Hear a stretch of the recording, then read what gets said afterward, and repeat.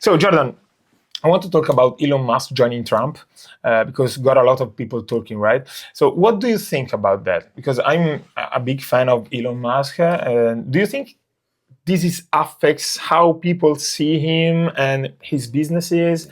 Well, I hate Elon Musk. No, I love him. I absolutely, I'm a huge fan. Yeah. Oh yeah, first of all, thank God thank God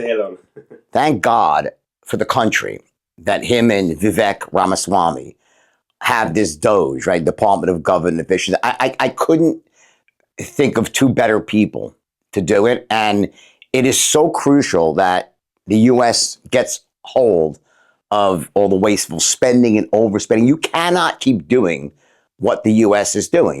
We'll go bankrupt at some point. Yeah. What holds up the U.S. right now is that the dollar is the reserve currency for the world.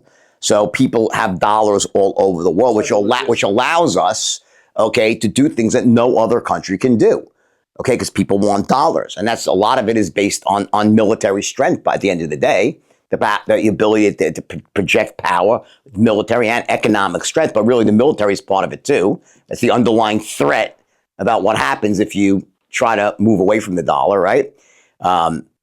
But again, you know, I think that, listen, if Kamala Harris would have won, I think the United States was done.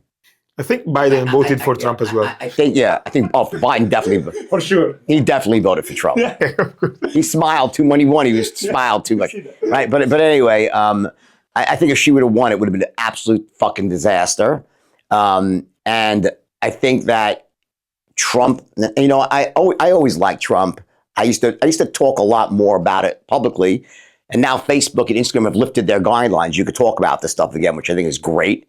And I think that this is a moment. It's like a period. It's a watershed moment for the world. That suddenly free speech is back in vogue again.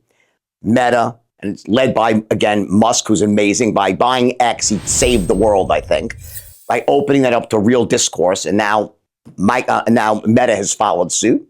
Now you can talk about what you want without getting penalized. I've gotten penalized in the past for talking about things. I said, fuck it, I'll just stop it.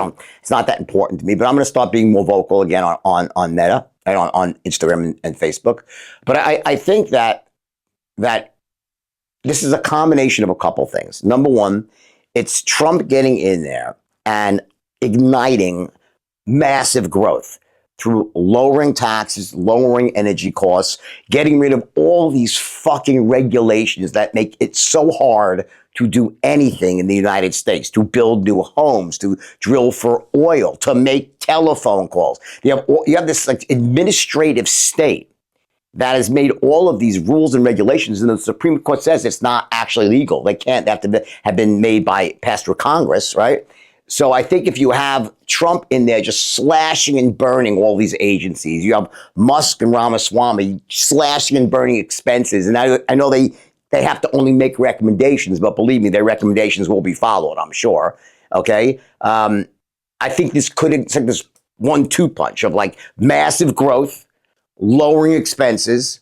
It's like a rework. It's like a turnaround. Sure. You know what I'm saying? And then those two things together, I think the United States can soar. If we can start growing at 5% per year and bringing down our expenses, you know, we could be very quickly paying off that deficit. Hopefully he can stop the war as well.